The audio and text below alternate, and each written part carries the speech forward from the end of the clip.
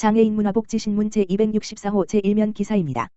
경기도 중증장애인 주택개조 사업 125호 완료. 사업 대상자 만족도 높다. 내년 165호 확대 시행. 경기도가 중증장애인 가구의 주거 편의를 돕기 위해 추진한 중증장애인 주택개조 사업이 올해 125호를 준공하며 목표치를 달성했다. 당초 목표 120호를 초과한 실적으로 도는 사업에 대한 수요가 많고 대상자들의 만족도가 높은 만큼 내년에는 사업 규모를 확대할 방침이다. 18일 경기도에 따르면 장애인 주택개조 사업은 이재명 경기도지사의 공약사항으로 장애인의 주거생활에 불편이 없도록 안전손잡이 경사로 설치, 단차 제거, 화장실 내부시설 수리, 도배 장판 교체 등 주택 내 외부 맞춤형 편의시설 및 보수 지원을 하는 사업이다. 도는 2018에서 2022년 800호를 목표로 하고 있다. 2018년부터 올해 10월 31일까지 총 437호의 개조를 완료해 목표 대비 54.6%의 진행률을 보이고 있다. 도는 올해 시군과의 협업을 통해 1월부터 6월까지 총 5차에 걸쳐 신청을 받아 자격 검증 후 6월 중 현지 실태 조사를 마쳤고 10월까지 공사를 추진했다. 지원 대상은 중위소득 70% 이하의 1, 2급 또는 3급, 중복, 장애인이며 장애 형태와 유형에 따라 1가구당 380만 원까지 지원했다. 개조를 완료한 총 125가구 중 66가구에 대한 설문조사 결과 89%, 59가구가 만족한 것으로 나타났다. 도는 올해 사업 5,600만 원의 예산을 투입해 125호를 지원했으나 사업 대상자들의 높은 만족도와 신청 대상자 증가로 2021년 예산을 8억 2,500만 원으로 확대 편성했으며 지원 대상을 165호로, 지원 금액도 380만 원에서 500만 원으로 대폭 확대할 방침이다. 또한 장애 등급제가 폐지되고 장애 정도가 심한 장애인과 심하지 않은 장애인으로 지난해 변경됨에 따라 지원 대상도 1, 2, 3급 중복 장애인 가구에서 심한 장애인 가구로 완화할 계획이다. 이 경우 사업 대상자는 약 7만 명에서 약 21만 명으로 늘어나게 된다. 도는 7월 이런 내용의 개선안을 마련해 보건복지부와 협의를 완료했다. 도는 12월 1일부터 내년 1월 29일까지 읍면동 주민센터를 통해 한차 수요조사 접수를 실시할 예정이며 12월 예산이 확정되면 접수자를 대상으로 한차 사업 대상자를 선정하고 경기주택도시공사가 사업을 시행할 계획이다. 홍지선 도시주택실장은 욕조 철거나 현관 자동문 설치와 같은 단순한 주택개조가 누군가에게는 너무나 큰 힘이 된다는 것이 이 사업을 지속해야 할 이유라며 중증장애인 주택개조 사업이 주거 취약계층 사각지대 해소에 기여할 수 있도록 지속적으로 확대해 나갈 계획이라고 말했다. 20년 국가건강검진 내년 상반기, 21년 6월, 가지 연장. 정부는 코로나19 생활수칙을 준수하여 그간 검진기관 이용을 자제하고 건강검진을 미루어온 국민들의 건강검진 수검 기회를 보장하기 위해 2020년 건강검진 기간을 한시적으로 2021년 6월까지 연장한다고 밝혔다. 코로나19 장기화로 연말 건강검진 쏠림 현상이 가중될 수 있는 상황에서 연장 조치로 검진 예약 어려움을 해소하고 방역 지침을 철저하게 준수하며 원활한 검진을 진행할 수 있게 되었다. 연장 대상은 2020년도 일반 건강검진 및 암검진으로 성별 연령별 검진이 포함된다.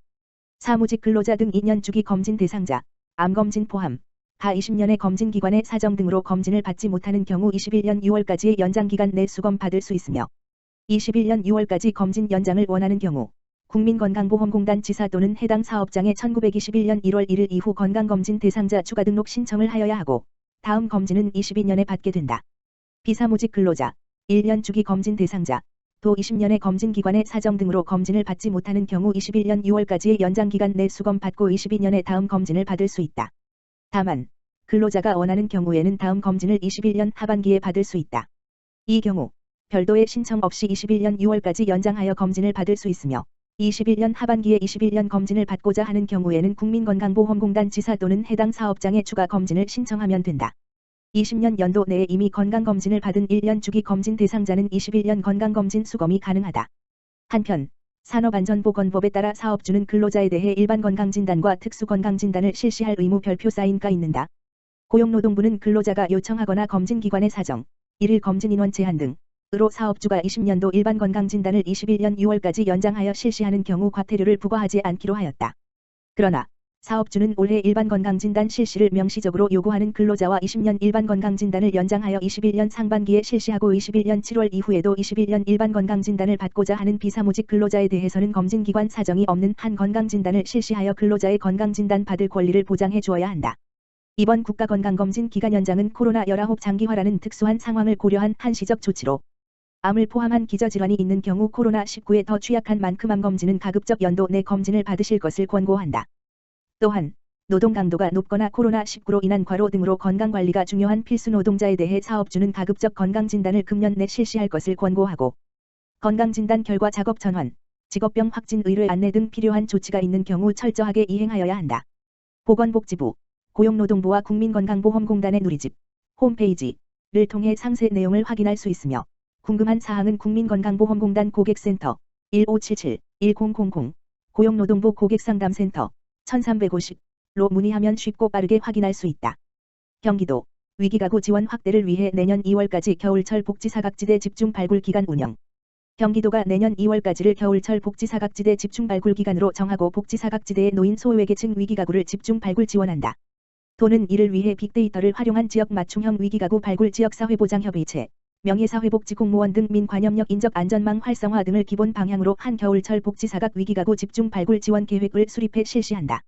우선 도는 지역 내 위기가구 발굴을 위해 단전 단수, 전기료와 보험료 체납, 금융연체, 의료비 과다 지출, 실업급여 등 34종의 빅데이터를 활용 6만 5천여 건의 지원 대상 가구를 추출한다.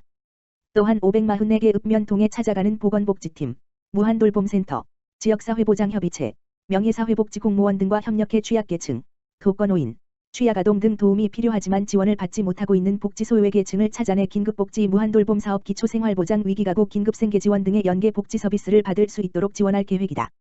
특히 코로나19 장기화와 계절적 실업 등을 고려해 도내 관계부서 간 태스크포스, TF, 팀을 구성해 복지자원 연계를 통한 생활안정 지원 일자리 기회 확대를 통한 근로 공백 방지 에너지, 건강 지원 및 돌봄 지원 강화 사회복지 시설 탄력적 운영 등을 종합적으로 추진할 계획이다.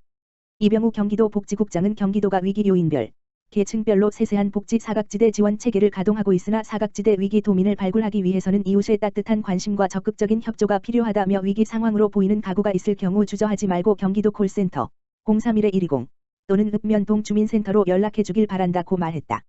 경기도의회 장대석 의원, 장애인 학대 예방 및 노인 전문병원 공공성 확보 강조. 경기도의회 보건복지위원회 장대석 의원, 더불어민주당, 시흥이 은 18일 진행된 2020년 보건복지위원회 종합행정사무감사에서 장애인 학대 예방과 경기도 노인전문병원의 공공성 확보 등 경기도의 보건복지 정책의 전반을 살피며 이에 대한 대책 마련을 촉구했다. 장대석 의원은 장애인 학대와 관련하여 장애인 거주시설의 학대 사건 발생 이후 조사보다는 사전에 학대를 예방할 수 있도록 교육 등 다양한 방법을 마련해달라고 당부했다. 이어 복지재단이 2020년도에 45개의 연구를 진행했음에도 도민에게 공유된 것은 15개뿐이라며 연구 결과가 정책에 반영되도록 연구 결과를 공유해줄 것을 요구했다. 또한 장대석 의원은 코로나19 확산 이후 20-30대 여성들의 자살률이 증가하고 있어 자살률을 낮추기 위한 TF 구성을 제안한다면서 자살 예방은 특정 부서의 문제가 아니라 종합적인 시각이 필요한 문제인 만큼 보건건강국과 복지국이 협업해야 한다고 말했다. 이어 장 의원은 경기도 노인전문병원은 경제적으로 어려움을 겪는 도민들도 양질의 의료 서비스를 이용할 수 있도록 만드는 것이 목적인데 비용이 비싸다는 민원도 발생하는 것으로 알고 있다며 노인전문병원의 공공성 확보가 도민의 기대에 미치지 못하는 것 같은데 비용을 낮추거나 취약계층의 이용을 늘리기 위한 방법을 함께 고민해달라고 요청하였다. 또한 경기도의료원의 공공사업 확대를 위한 인력 확대와 역량 강화를 요청하였으며 코로나 이후 배달 전문 주방이 확대되는 만큼 점검을 통해 식중독 예방과 도민 안전을 위해 만전을 다할 것을 10년간 동결된 사회복지정보센터의 예산 확대를 요청했다.